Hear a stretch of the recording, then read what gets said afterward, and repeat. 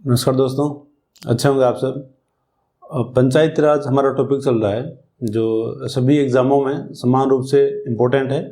और पीछे के जो 2 वीडियो हैं उसमें हम बात कर चुके हैं पंचायती राज का इतिहास क्या है और 73वां जो संविधान संशोधन है उसमें जो अनुच्छेद है उन अनुच्छेदों में क्या क्या प्रावधान है वो हमने बातें की। आज का जो वीडियो है वो केवल राजस्थान के संदर्भ में है कि राजस्थान में पंचायती राज का विकास कैसे हुआ और वर्तमान में इसके प्रावधान क्या है। तो बात करते हैं हम राजस्थान के संदर्भ में पंचायती राज। तो यहाँ यदि हम बात करें तो आप देखोगे राजस्थान में सबसे पहले जो पंचायती राज है इसकी शुरुआत हो जाती है 1928 के अंदर। यदि आपसे पूछा जाए कि सबसे पहले किस देशी रियासत के द्वारा पंचायती राज को शुरू किया गया था तो आपका उत्तर होगा बीकानेर। बीकानेर जो देशी रियासत है इसने 1928 में ही पंचायती राज को वैधानिक दर्जा दे दिया था। तो इस बात को आप ध्यान रखेंगे। फिर आप देखो कि 1928 के बाद हम देखते हैं कि 1953, फिर हम बात करते हैं 1959 की। तो 1953 में यदि हम देखें तो राजस्थान पंचायत अधिनियम बना दिए गए थे राजस्थान में पंचायती राज को मजबूत करने के लिए। तो आपसे पूछा जा सकता है कि राजस्थान पंचायत अधिनियम जो है ये पंचायती राज को मजबूत करने के लिए राजस्थान में शुरुआत हुई, तो ये किसके द्वारा शुरुआत की गई? तो आप ध्यान रखेंगे जे नारायण व्यास जो राजस्थान के मुख्यमंत्री रहे हैं, इनके कार्यकाल में 1953 में राजस्थान पंचायत अधिनियम का गठन हुआ था। फिर देखें आप 1959 में हमने देखा था बड़ी घटना हुई थी कि राजस्थान पहला राज्य था जिसने बलवंत राय मेहता जो कमेटी थी, इस कमेटी की सिफारिशों को सबसे पहले राजस्थान के द्वारा लागू किया गया। और हमने देखा था 2 अक्टूबर 1959 को बगदरी गांव था नागौर का जो बगदरी गांव है, यहाँ से हमने देखा कि जो बलवंत राय मेहता है उनकी सिफारिशों को शुरू करके त्रिस्तरीय पंचायत राज को शुरू किया गया। और बाद में 1959 में राजस्थान पंचायत समिति व जिला परिषद अधिनियम बनाया गया। और ये जो बात है 1959 की बात है। और इस समय जो हमारे मुख्यमंत्री थे वो रहे हैं आपके मोहनलाल सुखाड़िया। तो आप देखें कि 1928 में बीकानेर पहली रियासत जहाँ पंचायत राज को वैधानिक दर्जा दिया गया। फिर 1953 में राजस्थान पंचायत अधिनियम बना और इस समय हमारे मुख्यमंत्री थे जे नारायण व्यास। फिर हम देखते हैं 1959 में राजस्थान में बलवंत राय मेहता जो कमेटी थी इसकी सिफारिशों को सबसे पहले लागू किया गया। और 1959 में ही 59 में ही राजस्थान पंचायत समिति व राजस्थान जिला परिषद जो अधिनियम है वो बनाए गए। और इस समय हमारे जो मुख्यमंत्री थे वो थे मोहनलाल सुखाड़िया। फिर हम देखते हैं कि हमने पीछे का जो वीडियो है उनमें हमने बात की है कि जो भारतवर्ष में हमने देखा बलवंत राय Mehta committee, K Santhanam committee, R Diwakar committee, Ashok Mehta committee, LM Singhvi committee, PK Thungon committee, तो बहुत सारी कमेटियां बनती है। तो इस संदर्भ में राजस्थान की जो सरकार है, राजस्थान की सरकार ने भी राजस्थान में पंचायती राज को अच्छे से आगे बढ़ाने के लिए 1964 में सादिक अली अध्ययन दल का गठन किया। और 1973 में गिरधारी लाल व्यास कमेटी का निर्माण किया कि राजस्थान में पंचायत राज को आगे बढ़ाया जा सके। तो जो सादिक अली अध्ययन दल जो था इसने ये सिफारिश की कि राजस्थान के अंदर जो पंचायत समितियों में प्रधान और जिला परिषदों में जो जिला प्रमुख जो होते हैं, इनका जो निर्वाचक मंडल जिसमें केवल कौन भाग लेते हैं, पंचायत समिति के जो सदस्य हैं वो चुनते हैं प्रधान को, और जिला परिषद के जो सदस्य हैं वो चुनते हैं जिला प्रमुख को। तो इस कमेटी ने ये बात कही कि इसका निर्वाचन मंडल बढ़ा दीजिए और जो ग्राम पंचायत के जो अध्यक्ष है उनको भी यहाँ शामिल कर लेना चाहिए। ये सिफारिश की गई सादिक अली अध्ययन दल के द्वारा। लेकिन ये जो कमेटी है, इस कमेटी की सिफारिशें व्यवहार में नहीं आई। फिर गिरधारी लाल व्यास जो कमेटी है, इसने ये सिफारिश की कि ग्राम पंचायतों में नियुक्ति होनी चाहिए। किसकी? ग्राम सेवक की नियुक्ति होनी चाहिए। और ये सिफारिश मानेगी कि नहीं मानेगी? ये सिफारिश मान ली गई। और आप देखो कि हम देखते हैं वर्तमान में ग्राम पंचायत पर जो सरकारी कर्मचारी है वो होता है ग्राम सेवक, जिसका आजकल नाम बदल करके VDO कर दिया है, विलेज डेवलप ऑफिसर, ग्राम विकास अधिकारी। तो ये जो ग्राम सेवक का जो पद है ये आया है किससे? गिरधारी लाल व्यास जो कमेटी है उसकी सिफारिशों से आया है। तो ये हम देखते हैं कि राजस्थान में पंचायती राज की जो शुरुआत है वो इस प्रकार से हो रही है। और 28, फिर 53, फिर 59, फिर 64 और 73 की हम लोगों ने बात की है। स्क्रीनशॉट ले लीजिए।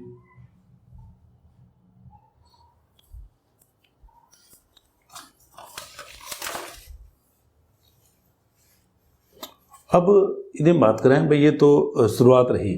अब यदि हम देखें कि परिवर्तन आगे किस प्रकार से हुए हैं, तो आप देखो कि जो भारत सरकार है, भारत सरकार के द्वारा 73वां जो संविधान संशोधन है, 73वां संविधान संशोधन, ये हमने देखा 73वां संविधान संशोधन 1992 का। तो यहाँ हमने बात की थी कि जब ये 73वां संविधान संशोधन पारित हुआ तब प्रधानमंत्री हुआ करते थे आपके PV नरसिम्हा राव, और जो हमारे राष्ट्रपति हैं वो हुआ करते थे शंकर दयाल शर्मा। तो बाकी बातें हम पीछे के वीडियो में कर चुके हैं। तो इसी प्रकार से उस समय राजस्थान में ये जो अधिनियम है लागू हुआ, कब राजस्थान में इस अधिनियम को लागू कब किया गया, ये तिथि भी बहुत इंपॉर्टेंट है। आप ध्यान रखेंगे 23 अप्रैल 1994 को, 94 को, ये तिथि बहुत इंपॉर्टेंट है।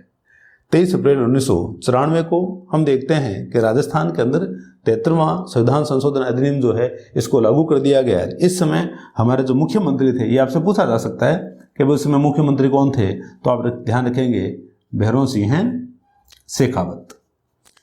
शेखावत इस समय हमारे मुख्यमंत्री थे। और इस समय जो हमारे गवर्नर जो थे, ये हमारे जो राज्यपाल थे वो थे डॉक्टर M चन्ना रेड्डी। डॉक्टर M चन्ना रेड्डी हमारे राज्यपाल थे। अब ये अधिनियम जो है वो राजस्थान में लागू हो गया, और राजस्थान में इस अधिनियम के आधार पर ही हम देखते हैं कि क्या किया गया। इसी अधिनियम के आधार पर राजस्थान पंचायती राज अधिनियम 1996, राजस्थान पंचायती राज अधिनियम 1994, राजस्थान पंचायती राज अधिनियम 1994 और राजस्थान पंचायती नियम 1996, इनका निर्माण किया गया। किस आधार पर? 73वें संविधान संशोधन के आधार पर बना है हमारा राजस्थान पंचायती राज अधिनियम 1994 और राजस्थान पंचायती नियम 1996। तो अब ये जो दो हैं, इन दोनों को हमें विस्तार से देखना है कि अभी इनमें क्या लिखा हुआ है। अब यदि हम बात करें राजस्थान पंचायती राज अधिनियम 1994, इसकी हम बात करते हैं और विस्तार से बात करते हैं हम लोग कि भाई ये जो अधिनियम है इसमें किस प्रकार के प्रावधान किए गए हैं। तो राजस्थान पंचायती राज अधिनियम 1994, ठीक है। तो ये आपके लिए बहुत इंपॉर्टेंट है। इसी में हम बात करते हैं ग्राम सभा की। ग्राम सभा, एक हम देखते हैं वार्ड सभा, ग्राम सभा, वार्ड सभा, और एक हम देखते हैं ग्राम पंचायत। ग्राम पंचायत अक्सर क्या रहता है कि हम ग्राम पंचायत और ग्राम सभा में भेद क्या है ये हम कर नहीं पाते हैं। तो ग्राम पंचायत और ग्राम सभा की यदि हम बात करें तो देखो आप, ग्राम सभा किसे कह रहे हैं? ग्राम सभा एक पंचायत सर्किल के अंदर, एक पंचायत सर्किल में पंजीकृत, एक पंचायत सर्किल में पंजीकृत जो मतदाता है, पंजीकृत मतदाता, यूं नहीं कह रहे हैं भाई। इस प्रकार से ये प्रश्न कई बार पीएससी में पूछा जा चुका है कि भाई ग्राम सभा का गठन कौन लोग करते हैं। तो हम ये नहीं कह सकते कि गांव या गांव के समूह में बसने वाले 18 वर्ष से अधिक आयु के सभी लोग, ये गलत हो जाएगा हमारा, ठीक है। 18 वर्ष आयु होनी चाहिए और वो जो मतदाता जो रजिस्टर है उसमें वो क्या होना चाहिए? पंजीकृत होना चाहिए, मतलब उसका वोटर लिस्ट में नाम होना चाहिए, तभी वो क्या बन सकता है? ग्राम सभा का सदस्य बन सकता है। इस बात को आप ध्यान रखेंगे।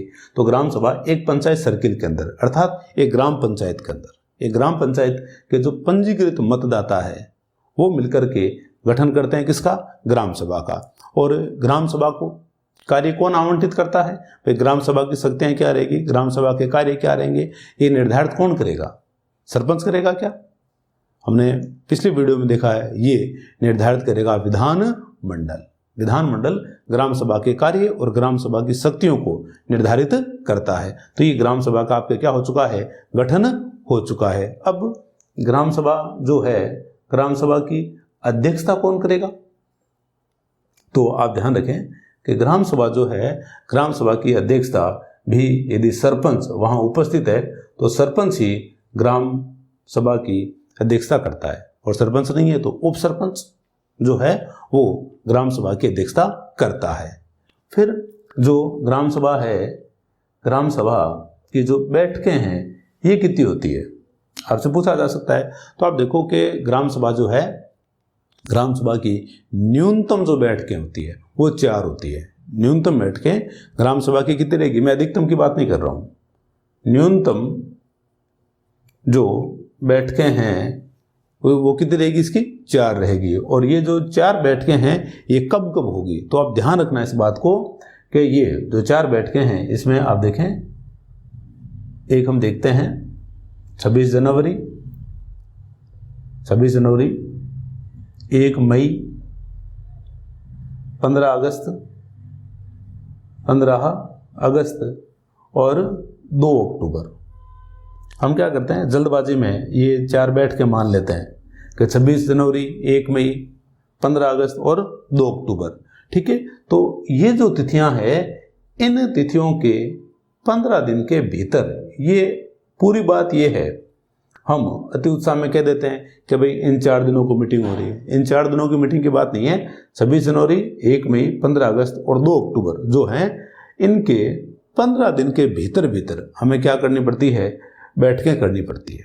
तो न्यूनतम जो बैठकें हैं वो इसकी कितनी रहेगी? आपके 4 ग्राम सभा की न्यूनतम बैठकें रहेगी। फिर आप देखो कि इसके बाद हम देखते हैं ग्राम पंचायत। ग्राम पंचायत क्या है ना? तो ग्राम पंचायत की यदि हम बात करें तो आप देखो इसकी जो बात है, इसकी बात हमने की थी 243 बी के अंदर, आपको याद होगा। और ग्राम सभा की जो बात है वो हुई थी 243 ए के अंदर, ए में हमने इसकी शक्तियां और कार्य देखे थे, और 243 में ग्राम सभा की हमें क्या मिलती है, परिभाषा मिलती है। 43 में परिभाषा है और 243 ए के अंदर इसके कार्य और शक्तियां हैं। और ग्राम पंचायत की हम बात करें तो आप देखो कि ये 243 बी के अंदर हमें ग्राम पंचायत मिलती है। जब हमने बात की थी अनुच्छेद 243 बी की, तो हमने वहां देखा था कि प्रत्येक राज्य के अंदर ग्राम, मध्यवर्ती और जिले के स्तर पर पंचायतों का गठन किया जाएगा। तो 243 बी में बात करते हैं हम ग्राम पंचायत की। तो आप देखें कि ग्राम पंचायत जो है, ग्राम पंचायत का जो गठन है वो किस प्रकार से होता है, कौन लोग मिलकर के ग्राम पंचायत का गठन करते हैं। तो आप देखें कि यहाँ सरपंच, सरपंच, उप सरपंच, उप सरपंच और आपके वार्ड सदस्य, वार्ड सदस्य या इन्हीं को ही हम कहते हैं पंच। तो पंच, उप सरपंच और सरपंच ये मिलकर के गठन करते हैं किसका, ग्राम पंचायत का। जबकि ग्राम सभा कौन है, एक पूरी ग्राम पंचायत के पंजीकृत जो मतदाता है वो उसका गठन करते हैं। फिर आप देखें कि जो ग्राम पंचायत है, ग्राम पंचायत की हम बात करें या हम यूँ बात करें ग्राम सभा की, या जो गांव के स्तर पर जो यूनिट है उसकी सबसे छोटी इकाई क्या होगी। तो जैसे आप देखें कि ये पूरी क्या है, एक ग्राम पंचायत है। तो जो ग्राम पंचायत होती है, ग्राम पंचायत को हम कई यूनिट में बांटते हैं। तो ग्राम पंचायत को जिस यूनिट में बांटा जाता है उसी को ही क्या कहते हैं, वार्ड कहते हैं। पूरी ग्राम पंचायत होगी। अब जैसे ये मान लो ए, बी, सी, डी, ई और भी हो सकते हैं आगे। तो ये जो ग्राम पंचायत है, ग्राम पंचायत को बांटा जाता है किसके अंदर, वार्ड के अंदर।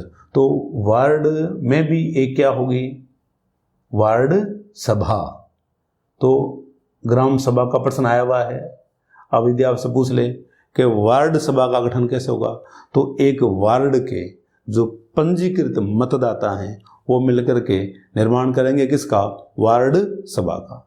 वार्ड क्या समझ में आया आपको, कि किसी ग्राम पंचायत की जो सबसे छोटी जो यूनिट है, जिसमें ग्राम पंचायत की सबसे छोटी जो यूनिट है जिसके द्वारा ग्राम पंचायत को बांटा जाता है, वो आपके क्या होता है, वार्ड होता है। और वार्ड में जो पंजीकृत मतदाता है वो निर्माण करते हैं किसका, वार्ड सभा का। अब इसकी जो बैठकें हैं, इसकी बैठकें कितनी होगी, तो आप ध्यान रखना कि इसकी जो बैठकें हैं साल में न्यूनतम 2 होती है।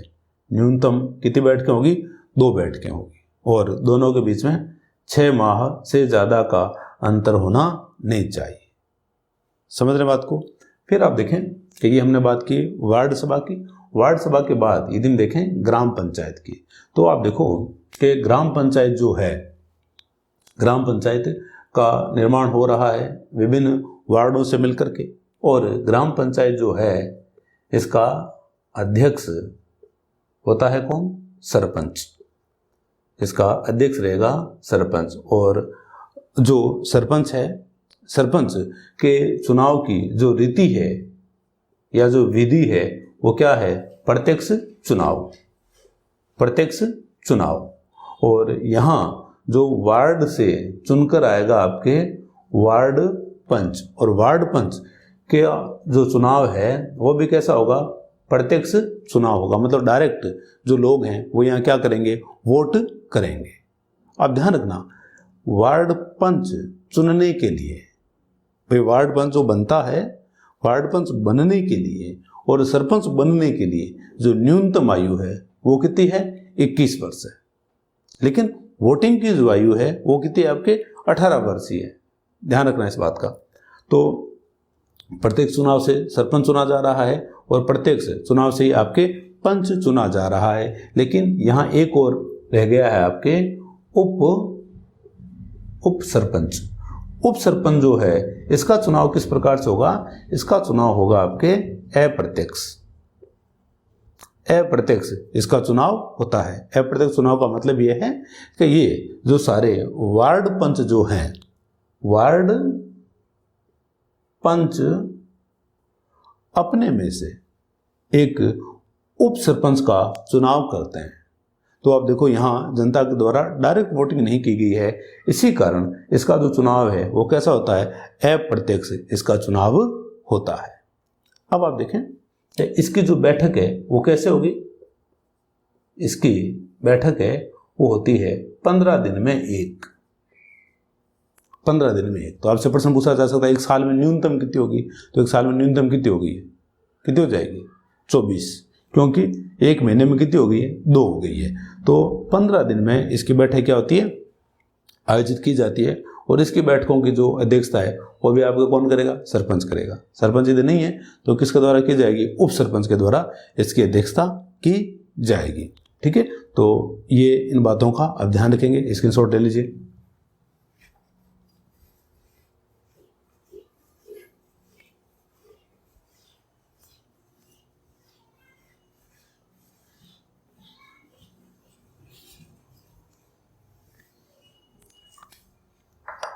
अब देखें आप कि जो वार्ड पंच जो हैं, वार्ड पंच, एक हमने बात कर ली है आपके उप सरपंच की और एक हमने बात कर ली है आपके सरपंच की, सरपंच। तो अब देखें कि ये जो चुनाव है इन सब का, तो इनके चुनाव के लिए योग्यता क्या होनी चाहिए, पंच बनने के लिए, उप सरपंच बनने के लिए और सरपंच बनने के लिए योग्यता क्या होनी चाहिए। तो आप ध्यान रखें, योग्यता जो है इसमें यदि हम बात करें तो आप देखो कि जो न्यूनतम जो आयु है, न्यूनतम आयु ये होनी चाहिए 21 वर्ष, न्यूनतम आयु 21 वर्ष होनी चाहिए, इससे ज़्यादा आयु होनी नहीं चाहिए। न्यूनतम आयु 21 वर्ष होनी चाहिए, इससे ज़्यादा कितनी भी हो सकती है, इससे कम होनी नहीं चाहिए। फिर 2 से ज़्यादा संतान, जो संतान है वो कितनी रहनी चाहिए, 2 से ज़्यादा संतान होनी नहीं चाहिए। नवंबर 1995 के बाद, नवंबर 1995 नवंबर 1995 के बाद 2 से ज़्यादा संतान नहीं होनी चाहिए। और कोई व्यक्ति है उसकी जो सभी संतानें हैं उनका जन्म नवंबर 1995 से पहले का है तो उसके चाहे 10 बच्चे ही हैं, वो चुनाव आपके लड़ सकता है। लेकिन नवंबर 1995 के बाद 2 से ज़्यादा संतान होनी नहीं चाहिए। और योग्यता क्या है, अब जो शैक्षणिक जो योग्यताएं पिछली सरकार ने, वसुंधरा जी की सरकार ने जो शैक्षणिक योग्यताएं तय की थी वो योग्यताएं अब समाप्त हो चुकी है। और पिछली बार एक शौचालय, कार्यशील शौचालय भी होना जरूरी था, हालांकि होना जरूरी है, तो ये जो शर्त है ये शर्त भी अब समाप्त हो चुकी है। तो ये दोनों शर्तें अब आपके नहीं हैं।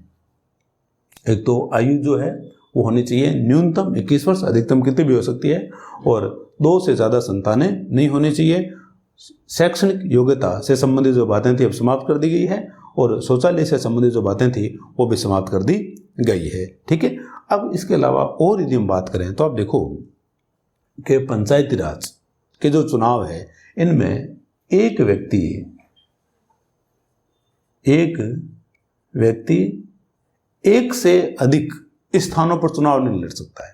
एक व्यक्ति एक से अधिक जो स्थान है उन पर चुनाव नहीं लड़ सकता है। जैसे मान लो कि कोई सरपंच का जो पद है, सरपंच के पद के लिए चुनाव लड़ रहा है और उसने मान लो कि कोई ए स्थान है उसने चुनाव लड़ा, तो अब ये ए स्थान से जब सरपंच का चुनाव लड़ रहा है तो उसी दौरान ये बी या सी से चुनाव नहीं लड़ सकता है। और दूसरी जो बात है इसमें आप देखें कि संबंधित जो क्षेत्र है जहाँ से वो चुनाव लड़ रहा है वहाँ का वो क्या होना चाहिए, पंजीकृत मतदाता होना चाहिए। जहाँ से जैसे मान लो ए स्थान से वो चुनाव लड़ रहा है तो ए स्थान पर वो क्या होना चाहिए, पंजीकृत मतदाता होना चाहिए। इस बात को आप ध्यान रखेंगे। फिर आप देखें कि पंचायती राज में कोई व्यक्ति एक ही समय पर एक से अधिक एक से अधिक पदों पर नहीं रह सकता है, एक से अधिक पदों पर नहीं रह सकता है। अर्थात पंचायत राज में जैसे हम देखेंगे प्रधान, सरपंच, जिला प्रमुख, पंचायत समिति सदस्य, जिला परिषद सदस्य, तो ये जो पद है, तो इन पदों पर यदि कोई आदमी एक समय यदि सरपंच है तो वो यदि प्रधान के पद पर जाना चाहता है तो उसको सरपंची से उसको इस्तीफा देना पड़ेगा। ठीक है। फिर पंजीकृत तो मतदाता होना चाहिए। फिर एक और बात है कि पंचायती राज में उसके पास कोई पद है तो उस पद पर जब वो कोई है, जैसे मान लो कि इसके पास पद है किसका, प्रधान का, तो ये प्रधान रहते हुए मान लो कि ये आगे एमएलए का चुनाव तो लड़ सकता है लेकिन दोनों पदों पर एक साथ रह नहीं सकता है। मान लो कि प्रधान यदि एमएलए बन गया तो ये जो सीट है, ये सीट इसको रिक्त करनी पड़ेगी, या इसके पास ऑप्शन है चाहे छोड़ दे, मान लो उसका मन हो गया हम प्रधान ही बने रहेंगे, है ना। मन का क्या है, मन तो हो भी सकता है। तो ये इसके चुनाव से संबंधित कुछ योग्यताओं की हमने बात की है। न्यूनतम आयु 21 वर्ष, 2 से ज़्यादा संतान नहीं, नवंबर 1995 के बाद में शैक्षणिक योग्यता अब समाप्त हो चुकी है, शौचालय की जो बात थी वो भी अब लागू नहीं है, और एक व्यक्ति एक ही स्थान से चुनाव लड़ेगा, एक स्थान से ज़्यादा पर वो एक समय में चुनाव नहीं लड़ सकता है। फिर पंजीकृत मतदाता होना चाहिए संबंधित क्षेत्र का। जैसे अब देखो इस बात को थोड़ा ध्यान रखना, एक व्यक्ति एक ही स्थान से चुनाव लड़ सकता है एक समय में। जैसे मान लो कि वो कोई क्षेत्र है, उस क्षेत्र में सरपंच का चुनाव पहले हो गए और बाद में वहाँ चुनाव हो रहे हैं जिला परिषद सदस्य के, तो सरपंच यदि वो हार गया है तो फिर वो चुनाव लड़ सकता है, लेकिन एक साथ 2 पदों पर वो चुनाव नहीं लड़ सकता है। ठीक है। फिर पंचायत राज का कोई पद है तो दूसरा इस पद पर रहते हुए वो चुनाव तो लड़ सकता है लेकिन उस पद पर जा नहीं सकता। वो जाने के लिए उसे क्या करना पड़ेगा, ये जो पद है उसे छोड़ना पड़ेगा। तो ये चुनाव से संबंधित योग्यताएं हैं। वार्ड पंच की भी यही है, उप सरपंच की भी यही है, सरपंच की भी यही है।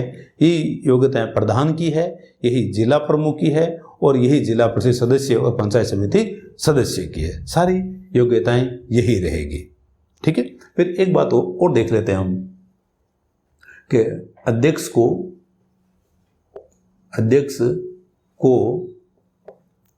पद से हटाना।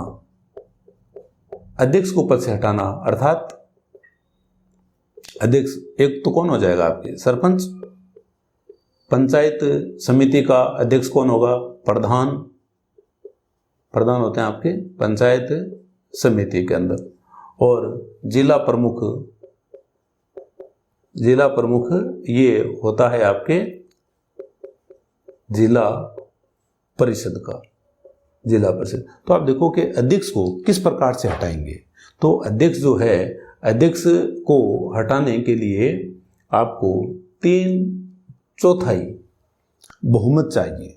3/4 बहुमत होना चाहिए किसका, प्रत्यक्ष रूप से निर्वाचित सदस्य प्रत्यक्ष रूप से जो निर्वाचित सदस्य हैं उनका 3/4 जो बहुमत है, 3/4 बहुमत है, इससे आप उसे क्या है, पद से हटा सकते हैं। यदि आपके पास ये बहुमत यदि नहीं है तब तक आप उसको पद से हटा नहीं सकते हैं। ठीक है। तो ये अध्यक्ष को हटाने की क्या रही है, रीति रही है या विधि जो है वो रही है। और ये जो आपके है अध्यक्ष चाहे किसी भी स्तर का है उसको इसी तरीके से हटाया जाएगा। और सभी में ये क्या है, बातें आपके कॉमन है। तो ये सारी बातें जो पंचायत राज के सभी जो पद हैं, जो निर्वाचित जो पद हैं, उन पदों पर ये बातें लागू होती है। स्क्रीनशॉट ले लीजिए।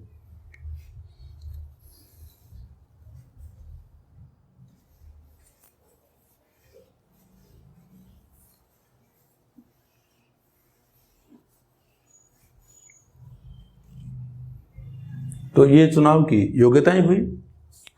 इसके बाद यदि हम बात करें कि भाई जो वार्ड पंच है या आपके सरपंच वगैरह है, ये अपने त्याग पत्र वगैरह किस प्रकार से देंगे, तो इस पर यदि हम देखें तो अब देखो कि जो सरपंच जो होता है, सरपंच का पद किस प्रकार से रिक्त हो सकता है?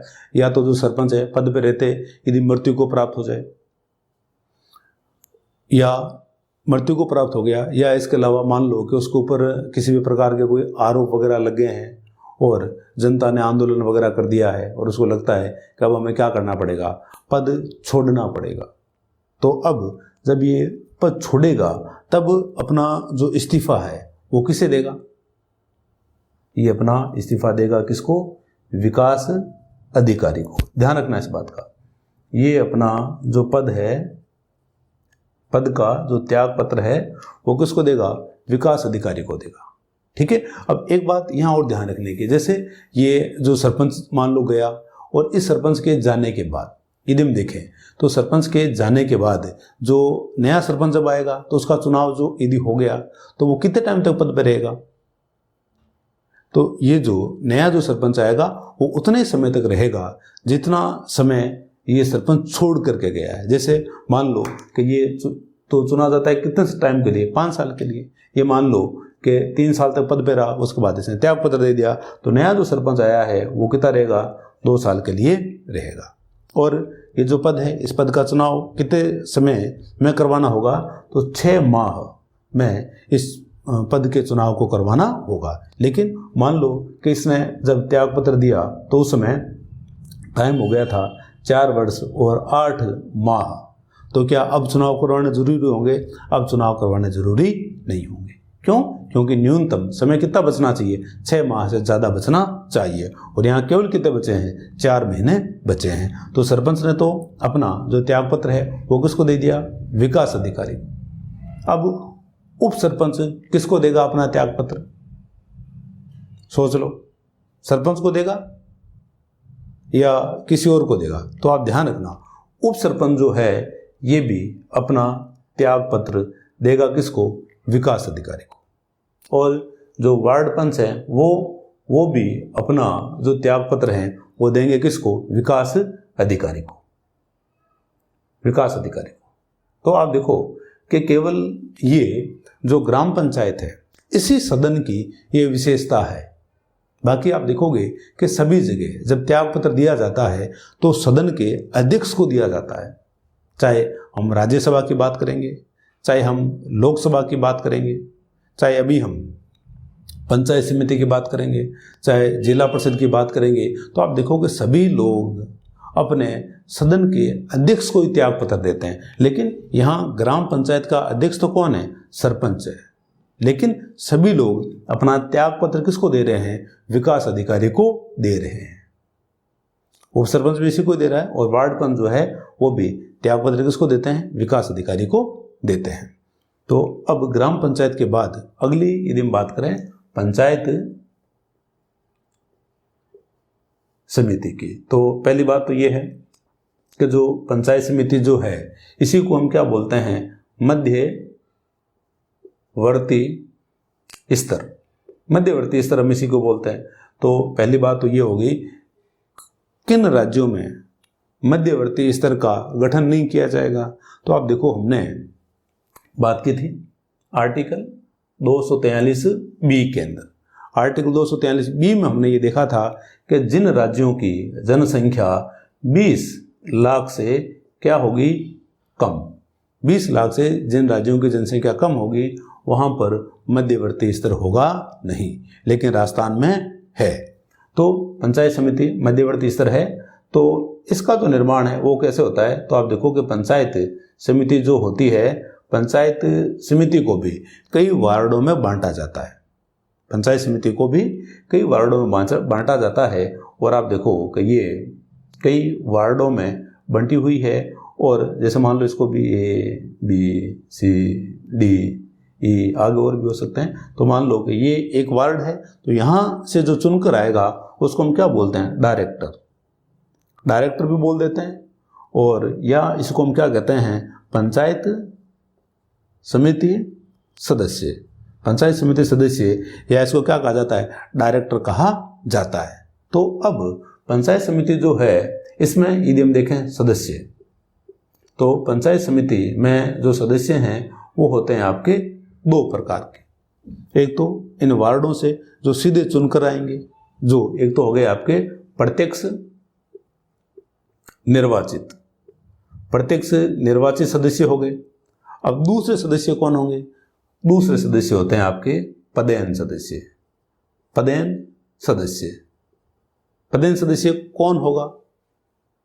पदेन सदस्य जो है, एक तो ये जो पंचायत समिति है, इस पंचायत समिति में जितनी भी ग्राम पंचायतें हैं, उन सभी ग्राम पंचायतों के अध्यक्ष अर्थात कौन हो गया? सरपंच। एक तो संबंधित क्षेत्र के सभी सरपंच, संबंधित क्षेत्र के सभी सरपंच जो है वो क्या रहेंगे? इसके पदेन सदस्य रहेंगे। और कौन रहेगा? और एमएलए जो है संबंधित क्षेत्र का। जैसे मान लो कि जो पंचायत समिति है, ये पंचायत समिति जिस क्षेत्र में आएगी तो कोई ना कोई क्या होगा? विधानसभा का क्षेत्र भी होगा वो, तो इस विधानसभा क्षेत्र का जो एमएलए होगा वो भी यहाँ क्या होगा? पदेन सदस्य होगा। ठीक है, तो प्रत्यक्ष निर्वाचित सदस्य और क्या होते हैं? पदेन सदस्य। पदेन सदस्य एक तो सरपंच हो गए उस क्षेत्र के सभी, और एक उस क्षेत्र का क्या हो गया है? एमएलए हो गया है। ठीक है, अब ये जो पंचायत समिति है, इसका अध्यक्ष हम किसको मानते हैं? इसके अध्यक्ष का पद नाम क्या है? इसके अध्यक्ष का पद नाम है प्रधान। तो ये जो प्रधान है, इस प्रधान को मान लो कि यदि हटाना पड़े, इस प्रधान को यदि हटाना पड़े तो क्या इस प्रधान को हटाने में ये वाले सदस्य भाग लेंगे क्या? ये वाले सदस्य प्रधान को हटाने में भाग नहीं लेंगे। 3/4 जो अभी हमने बहुमत देखा है कि किसी भी अध्यक्ष को हटाने के लिए 3/4 बहुमत होना चाहिए। वो किसका होना चाहिए? प्रत्यक्ष निर्वाचित सदस्यों का। ये जो सदस्य हैं, इनका आपके 3/4 होना चाहिए। ये सदस्य वोटिंग में भाग नहीं लेंगे। अब इसकी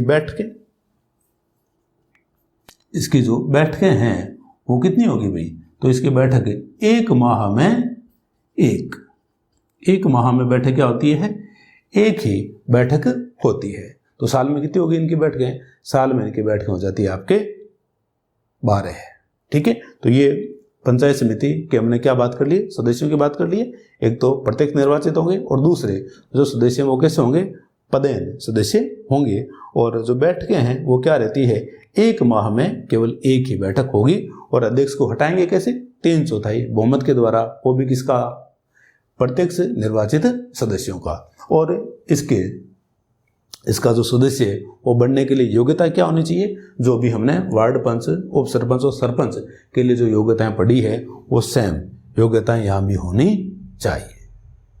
समझ रहे बात को? तो ये बात हो गई है आपके मध्यवर्ती स्तर की। अब हम देखते हैं कि इनके त्याग पत्र किस प्रकार से होते हैं। स्क्रीनशॉट ले लीजिए, आपको समय रहता है साथ के साथ। तो अब ये जो हैं सदस्य और अपना त्याग पत्र किस प्रकार से देंगे। तो अभी हमने बात की है कि कोई भी जो सदन है, उसी सदन के अध्यक्ष को सभी जो लोग हैं वो त्याग पत्र देते हैं। अर्थात क्या हो गया कि यहाँ हमने बात की है किसकी? प्रधान की। प्रधान, ठीक है, एक है आपके उप प्रधान और एक है आपके पंचायत समिति सदस्य। पंचायत समिति सदस्य, पदेन सदस्यों की बात हमने कर ली है। तो अब देखो, एक तो इनका जो चुनाव है, इनका चुनाव किस प्रकार से होगा? चुनाव तो अब देखें कि इनका जो चुनाव देखें यदि हम, तो पंचायत समिति जो सदस्य हैं, इनका जो चुनाव है वो तो कैसा होगा? प्रत्यक्ष होगा। पंचायत समिति के जो सदस्य हैं, इनका चुनाव तो कैसा हो रहा है? प्रत्यक्ष इनका चुनाव हो रहा है। अब इनका चुनाव प्रत्यक्ष होगा, ये कहीं लिखा हुआ है क्या? पिछला वीडियो याद करें आप लोग, आर्टिकल याद आ रहा है क्या कोई? अब आर्टिकल तो याद नहीं आ रहा है, ऐसे फाड़नी पड़ेगी भैया। ठीक है, तो आप देखें कि इससे संबंधित ये बात बिल्कुल हमारे संविधान में लिखी हुई है। ये 73वां जो संविधान संशोधन है उसमें लिखा हुआ है कि पंचायत समिति के जो सदस्य हैं उनका चुनाव कैसा होगा? प्रत्यक्ष होगा। इनका चुनाव रहेगा प्रत्यक्ष। और उप प्रधान और प्रधान जो हैं इनका जो चुनाव है वो कैसा होगा? अप्रत्यक्ष। अप्रत्यक्ष। ये बातें कहाँ लिखी हुई है? आर्टिकल 243 सी की हमने बात की थी।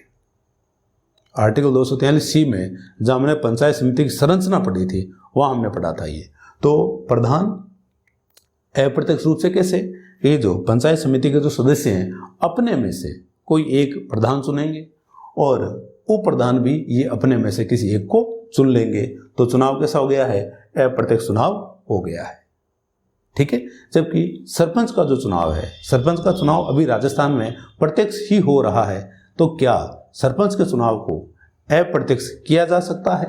हाँ, सरपंच के चुनाव को अप्रत्यक्ष भी किया जा सकता है यदि राज्य का विधानमंडल चाहे तो अब इनके त्यागपत्र यदि हम देखें तो त्यागपत्र हमेशा सदस्य किसको देते हैं? सदन के अध्यक्ष को देते हैं। तो पंचायत समिति के जो सदस्य हैं ये त्यागपत्र किसको देंगे? तो ये अपना जो त्यागपत्र है ये देंगे प्रधान को। उप प्रधान भी अपना त्यागपत्र देगा किसको? प्रधान को।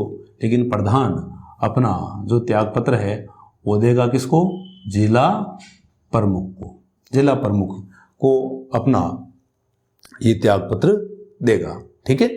फिर यदि हम बात करें और अगला जो स्तर है जो जिले के स्तर पर है, तो जिले के स्तर पर हमने क्या बना रखी है? आपके जिला परिषद।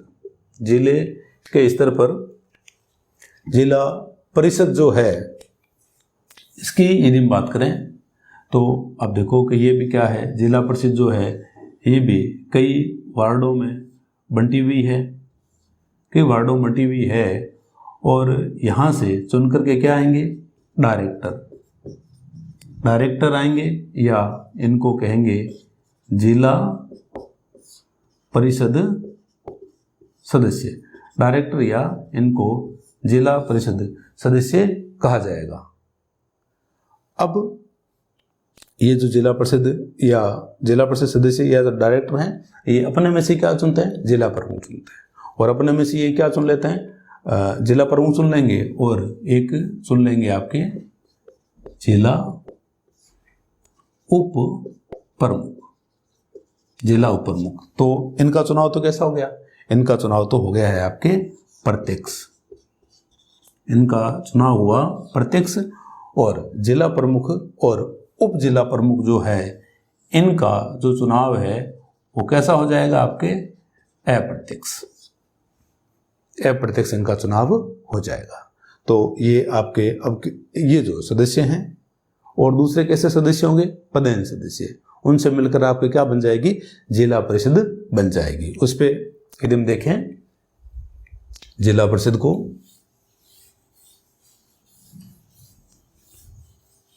तो जो जिला परिषद है, जिला परिषद, तो यहाँ जो सदस्य हैं वो कितने प्रकार के होंगे? यहाँ दो प्रकार के सदस्य हो गए। एक तो आपके प्रत्यक्ष निर्वाचित सदस्य, प्रत्यक्ष निर्वाचित सदस्य, और एक जो सदस्य हैं दूसरे वो क्या हो जाएंगे? आपके पदेन। एक सदस्य हो गए आपके पदेन सदस्य। यहाँ पदेन सदस्य कौन होंगे? तो आप देखो कि यहाँ पदेन सदस्य एक तो हो गया कौन? प्रधान।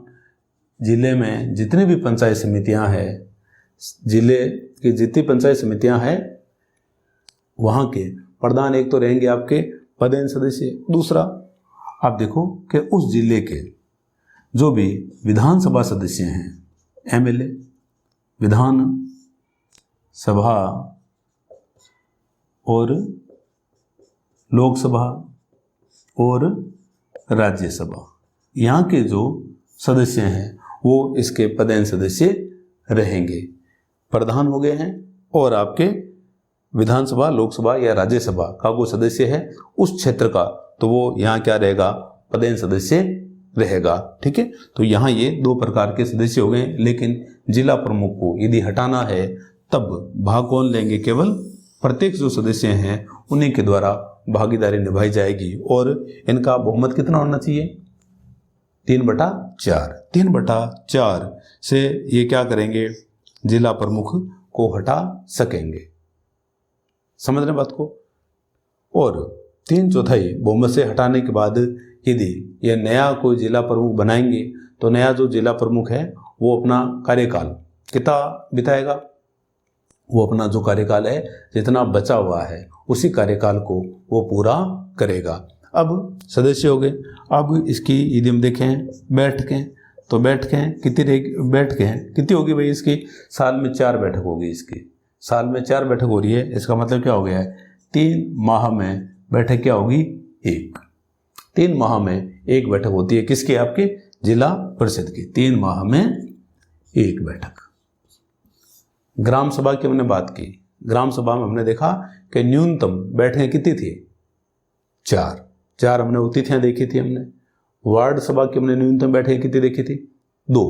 ग्राम पंचायत की हमने क्या बात की है, 15 दिन में 1 की हमने बात की है। पंचायत समिति में 1 महीने में 1। और जिला परिषद जो है इसकी हम बैठकें कितनी देख रहे हैं, इसकी हम बैठक देख रहे हैं 3 महीने में 1 बैठक का आयोजन किया जाता है। अब यहाँ यदि हम बात करें आपके त्याग पत्र की, तो इनका जो त्याग पत्र है वो किस प्रकार से रहेगा, तो त्याग पत्र यदि हम देखें तो त्याग पत्र किसको जाते हैं, सदन के अध्यक्ष को। तो जो आपका उप जिला प्रमुख है, उप जिला प्रमुख या फिर आपके जिला परिषद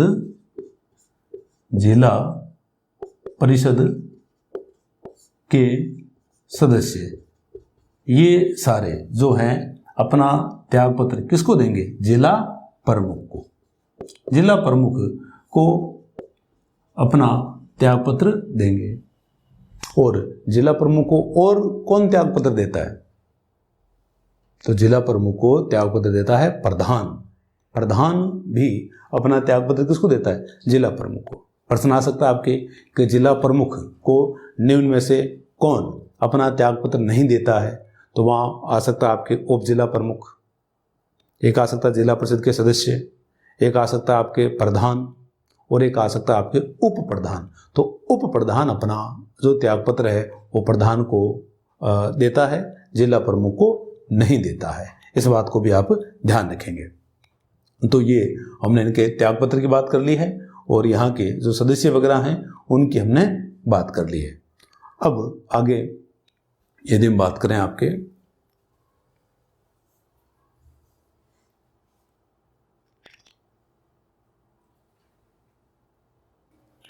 तो ये आपकी बातें होगी, ये जिला परिषद, पंचायत समिति और ग्राम पंचायत और वार्ड सभा की हमने बात की।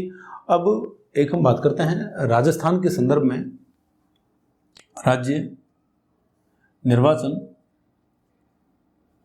आयोग, राज्य निर्वाचन आयोग यदि हम देखें तो इसका गठन हुआ है आपके 243 के जो अनुच्छेद है उसके तहत इसका गठन हुआ।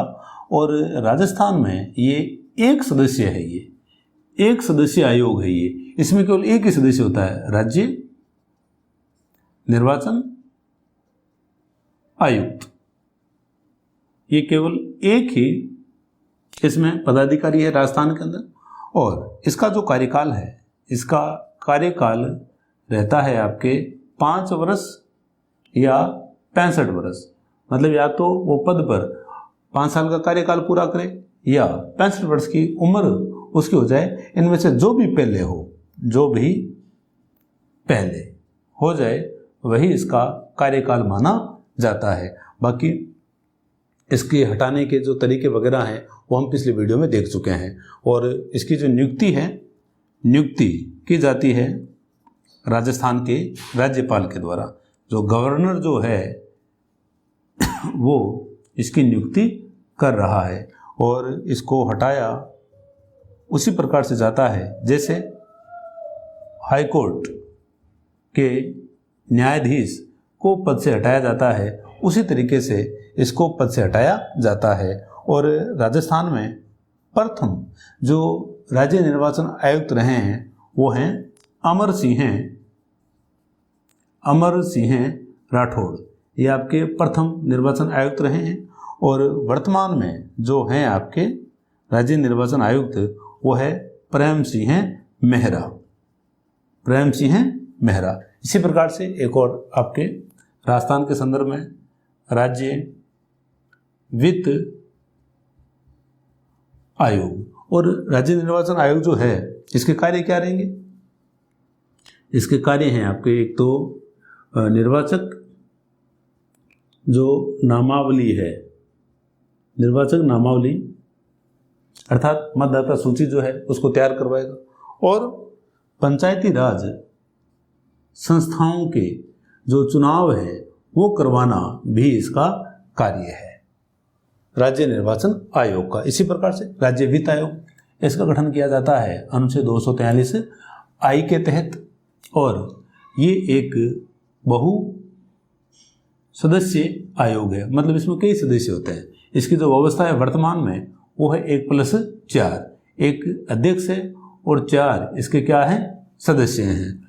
और इसका यदि हम देखें कार्यकाल तो सामान्यतः जो राज्यपाल है वो 5 साल के लिए राज्य वित्त आयोग का गठन करते हैं, सामान्यतः 5 साल के लिए। फिर आप देखें इसका जो कार्य है वो क्या रहेगा?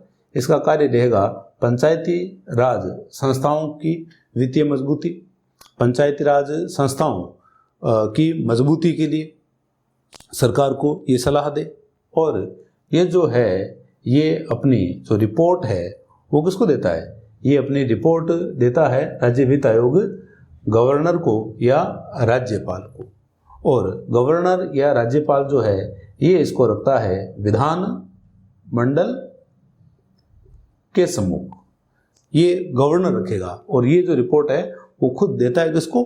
गवर्नर को। ठीक है। अब इसमें राज्य वित्त आयोग में देखें तो पहले जो सदस्य थे वो रहे आपके कृष्ण कुमार गोयल इसके प्रथम सदस्य रहे हैं, और अभी 5वां वित्त आयोग चल रहा है जिसकी अध्यक्ष है, प्रथम अध्यक्ष तो रहे आपके कृष्ण कुमार गोयल, और वर्तमान में जो अध्यक्ष है वो है आपके डॉक्टर ज्योति किरण। ये आपके वर्तमान में इसकी क्या रही है? अध्यक्ष रही है। तो आप स्क्रीनशॉट ले लीजिए।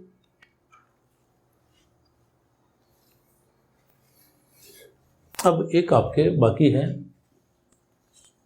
जिला आयोजना समिति।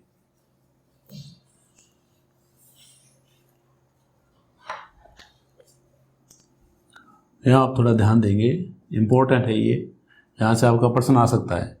जिला आयोजना समिति, तो जिला आयोजना समिति जो है इसके देखें हम सदस्य, और एक हम देखते हैं इसका कार्य क्या है इसका।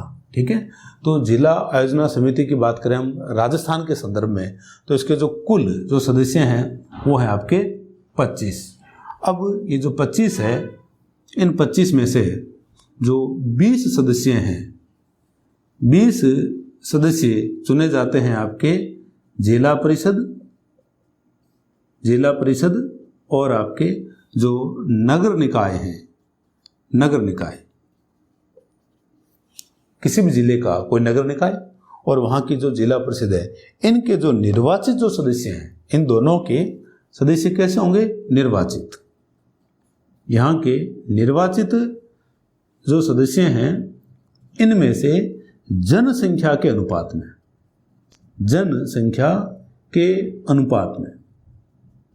जनसंख्या का अनुपात कौन सा? ग्रामीण और शहरी। जैसे जो 2011 की जो जनगणना थी उसमें राजस्थान में शहरी जो जनसंख्या है उसका अनुपात था आपके कितना? 24.1 था शायद तक, और ग्रामीण जो था इसका शायद तक 75.9 था। तो इस अनुपात में आपके सदस्य आएंगे किससे? नगर निकाय और जिला परिषद से। 20 सदस्यों का चुनाव हो गया इस प्रकार से। फिर हम देखते हैं कि जो तीन जो सदस्य होते हैं, तीन होते हैं आपके पदेन सदस्य। ये आप अच्छे से तैयार करेंगे इस टॉपिक को, ये आपसे पूछा जा सकता है। 3 पदेन सदस्य होंगे और 3 पदेन सदस्यों में हम देखते हैं एक तो संबंधित जिले का जो जिला कलेक्टर है, जिला कलेक्टर, इसके अलावा मुख्य कार्यकारी अधिकारी, मुख्य कार्यकारी अधिकारी, और एक होता है आपके अतिरिक्त मुख्य कार्यकारी अधिकारी। ये 3 पदेन सदस्य होते हैं। पदेन सदस्य उसे कहा जाता है कि एक पद के कारण जब दूसरा पद मिलता है तो उसे पदेन सदस्य कहा जाता है। तो 3 पदेन सदस्य हो गए आपके, और 2 होते हैं इसमें मनोनीत सदस्य। और इनका जो मनोनयन है वो किया जा सकता है किसके द्वारा? संसद के द्वारा भी किया जा सकता है। राज्य का जो विधानमंडल है या विधानसभा है हमारे राजस्थान में, वो कर सकती है, या फिर आपके राज्य सरकार जो है, राज्य सरकार, सामान्यतः राज्य सरकार के द्वारा इसका मनोनयन किया जाता है। तो ये आपके जिला आयोजना समिति है, और इसका जो कार्य है वो क्या रहता है? जिले के विकास के लिए, जिले के विकास के लिए योजना तैयार करना, जिले के विकास के लिए योजना तैयार करना। और इसका जो गठन है वो किया जाता है अनुच्छेद 243 ZD। बहुत इंपॉर्टेंट है आपके लिए जिला आयोजना समिति। गठन अनुच्छेद 243 ZD के तहत कार्य जिले के विकास के लिए योजना बनाना, और इसके जो सदस्य हैं वो होते हैं 25। अब आप देखें कि इसका जो अध्यक्ष है वो कौन होगा? अध्यक्ष होता है आपके जिला प्रमुख। जिला प्रमुख आपके इसका अध्यक्ष होता है। तो ये हमने इस टॉपिक में बात की, आपके राजस्थान से संबंधित जितने भी प्रावधान वगैरह थे उन सब की हमने बात की है। हमने 1928 से शुरू किया था, जब बीकानेर में हमने देखा था कि पहली रियासत है जहां पंचायती राज को वैधानिक दर्जा दिया गया। फिर हमने 1928 के बाद में हमने बात की 1953 की बात की, 1957 की बात की, 1959 की हमने बात की, 1964 की बात की, 1973 की बात की, और फिर फाइनली हमने जो 73वां संविधान संशोधन है वो हमने राजस्थान के संदर्भ में पढ़ा। जल्दी मिलते हैं अगले वीडियो के साथ।